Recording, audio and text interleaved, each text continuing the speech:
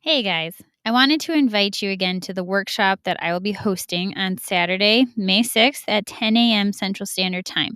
We are going to be essentially doing a fourth step inventory on the God of our understanding so that we can more beautifully and fully and completely and willingly take step 3, turning our will and our lives over to the care of God as we understand Him, because He is someone we can trust and someone we can surrender our will and our life to and want to.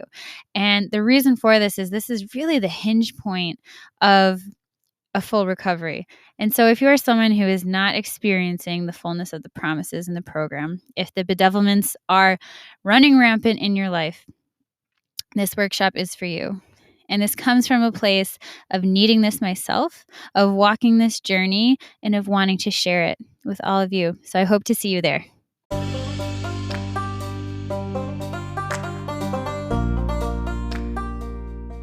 Hey guys, my name is Nora Franche, and welcome to the podcast Grateful Blessed Mess, daily reflections for those in the 12 steps. I am a fellow 12-stepper and certified mindset coach, and I am here to introduce you to the value of mindset coaching in your 12-step journey. So if you feel like you are stuck in the steps, if you're slipping and sliding with your abstinence, mindset coaching may help you as it did me, and you can find me at CatholicMindsetCoaching.com. These episodes are meant to invite you in to consider the truths of 12-step wisdom and to join in the very real struggle of living them in action. I hope that it feels almost like a mini meeting, and I invite you to contribute your own share on the Grateful Blessed Mess Facebook group to keep the discussion going. My comments are based on my own experience, so feel free to take what you like and leave the rest. But my hope is to encourage you on your own daily 12-step journey. As they say, you cannot stay clean on yesterday's shower. So without further ado, let's begin.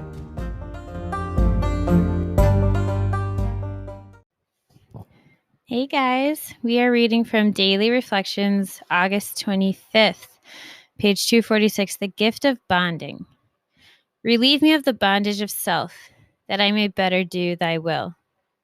And that's from the Big Book of Alcoholics Anonymous, page 63.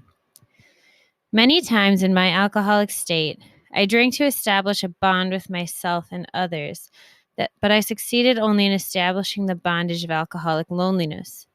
Through the AA way of life, I have received the gift of bonding with those who were there before me, with those who are there now, and with those yet to come.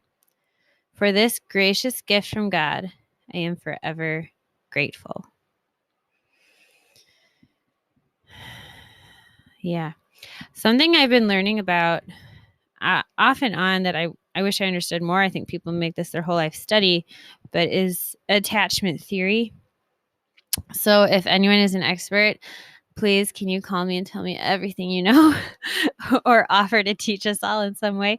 But from what I understand, there is a certain way of thinking that we have certain attachment needs as a child, and if they aren't met, that somehow we don't develop quite right, and you know us alcoholic type, we tend to almost kind of get a chuckle at our, I don't know quite the word. I don't want to speak for someone else, but I get tickled at how just like messed up I am sometimes. Like, you can laugh about it, right?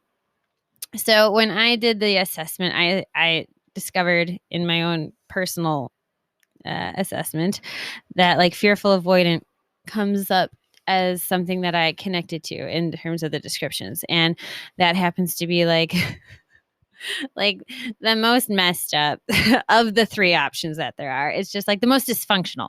There we go. We laugh at our dysfunction. That's the word I was looking for. And it's because it means like I want to be close to you. And then the second you get close, I start running in the other direction because I don't know what to do with it. That's my own little definition for you. And so it's like I hunger for closeness with another human. And then when another human, for me personally, when another human actually seems to love me and find goodness in me, I don't see that goodness myself so strongly that I don't believe them and I reject them and I cause more damage, and I distance that closeness that I want. And maybe some of you can relate, but it comes from, it's funny how we are completely self-obsessed. That is the problem of the alcoholic type. And yet there's so much self-hatred. Isn't that just almost ironic? And it's painful. But let's just look at that. Let's look at that head on and be like, okay, all I can think about is how my needs aren't being met. All I can think about is how much I want to be loved. And I can't stop thinking about everything that's wrong with me.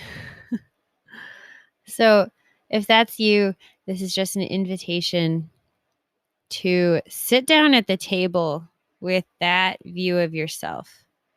And this is something that I've been working on a lot with coaching, is learning to see myself as good, as enough, to see that I matter simply because I exist, and that I am worthy of love simply for being created and placed here. And so that's something that I have to pray for, the willingness to believe. That's something I have to continue to turn over. I step through it again and again and again and again. And I ask for the grace to believe that to be true. I believe, Lord, help my unbelief. Because it's becoming more and more clear to me that that is the truth, and that my diseased mind wants to poke holes in it and find everything that's wrong with it, because that's what has me running to the disease. Because if that is not true, then the solution is oblivion. But if it is true, if that is part of the spiritual solution of the program, then I have an answer. I have an answer to my problems and an answer to my loneliness. And there is a way out. And there is for you too. With that, I pass.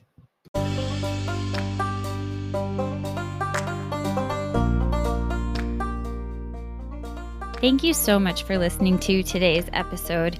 If you feel that mindset coaching could help you on your 12-step journey, please feel free to reach out and find me at catholicmindsetcoaching.com.